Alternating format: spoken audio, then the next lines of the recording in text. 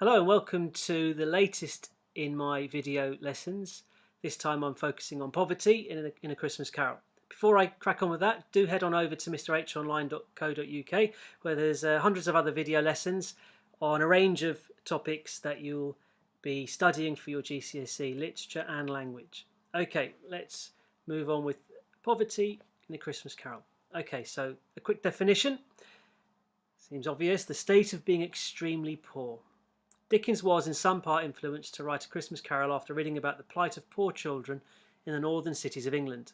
Coupled with his own experiences, which I'll go into in a minute, we see the depth of feeling he must have held over this issue come through strongly in the novella. Okay. Areas to look at when considering the theme of poverty. Okay, so which characters does it entail or include? Obviously Scrooge, the Cratchits, who represent or symbolise the poor, the children, ignorance and want. In particular, be fearful of ignorance. Dickens believed that education was the way out of poverty, hence his emphasis on ignorance. We'll have a look at some key quotations. I've lifted out the key quotations so you don't have to.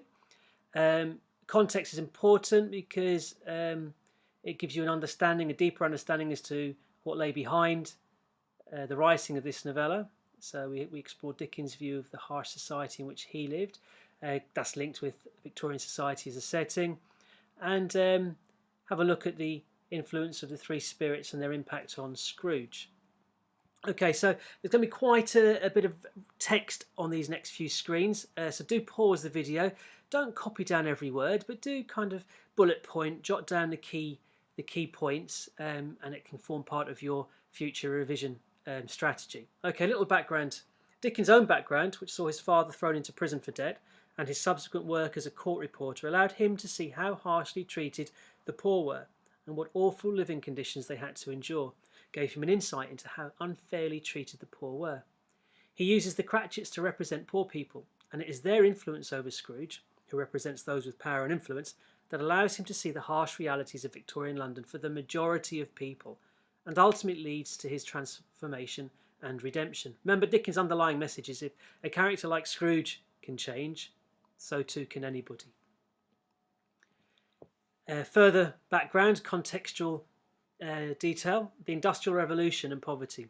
So the 19th century witnessed the Industrial Revolution, accelerated by the development of using coal to power the steam engine.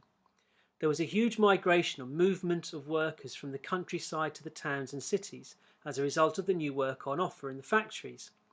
This created vast wealth for the propertied individuals and controllers of business, remember, in this capitalist society, but meant that millions earned very little and were exploited because there were far fewer jobs than there were people looking for them.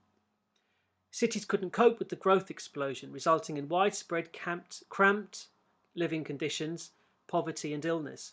One shocking statistic for this time was that child mortality rates were dreadfully high, with 1 in 5 children dying before they reached the age of 5. With the government facing this crisis of poverty, they introduced some legislation in 1834 intended to deal with the problem. This new poor law meant that any able-bodied unemployed people would be supported only if they entered a workhouse. But these workhouses were deliberately harsh and separated families. Provisions were basic, as the intention was to discourage the lazy poor. Dickens disapproved of this law, as in his own life he had experienced some of the harsh consequences of poverty. The prevailing attitude was that the poor were lazy, or being poor was a crime. Further background, Dickens believed that we all have a responsibility for those around us. He deplored the levels of poverty that existed in Victorian Britain and despised the way society ignored the dreadful conditions of children, in particular, having to work in the workhouses, whilst the rich enjoyed comfort and wealth. He had very little faith in political or church movements to counter the poor, or to counter poverty. He saw the new law as harsh and unfeeling. He believed education was the key to escaping poverty. While there was a growing movement for education in the 19th century, most children had little education and were instead put to dangerous and poorly paid work.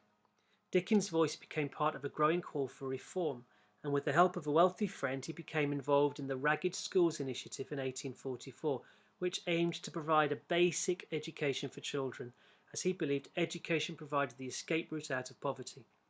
An estimated 300,000 destitute children availed of this free education between 1844 and 1881. So, key quotations. Dressed but poorly in a twice turned down but brave in ribbons. Twice turned gown but brave in ribbons. This is Mrs. Cratchit. Remember, the Cratchits represent poor people. Mrs. Cratchit used the ribbon in desperation to try and make her dress look new and respectable. Many thousands are in want of common necessaries, highlighting the wider problem in society. Many of the poor would rather die than go to the workhouses or the treadmill, highlighting the desperate conditions endured by the poor. A wretched woman with an infant upon a doorstep is a emotive example of the desperation and suffering experienced throughout London in Dickens' experience, and the use of infant there reflecting how innocent children are affected. Reeked with crime, with filth and misery, describing large swathes of London. The treadmill and the poor law are in full vigour then. This is Scrooge's response when asked for a donation to help the poor and destitute of society, reflecting his lack of responsibility for those in poverty. This is Scrooge at the start, obviously. Are there no prisons? Another response to the charity men, highlighting the wealthy's disdain for the poor, suggesting being poor is a crime. A stale and shrivelled hand like that of age had pinched and twisted them and pulled them into shreds. Dickens using two wretched children called ignorance and want to represent the poor. Descriptions of children should be full of positive and happy imagery, not like this. Very emotive. Okay, so there are a load of quotations there, selected from throughout the novella, plenty for you to call on and use incorporate into your analysis for any assessment or mock exam or the real thing in June, actually in May. Exam relevance, so the theme of poverty could be incorporated into any question on characters of Scrooge, the Cratchits or the Three Spirits, their influence over and their message, the underlying message that they carry on behalf of Dickens. The use of setting, Victorian Britain, context, so plenty from the first part of this little video lesson. The creation of tension, or Dickens' intentions, use his own background to understand what message he was trying to convey with the writing of A Christmas Carol. Okay, hopefully that you found that useful.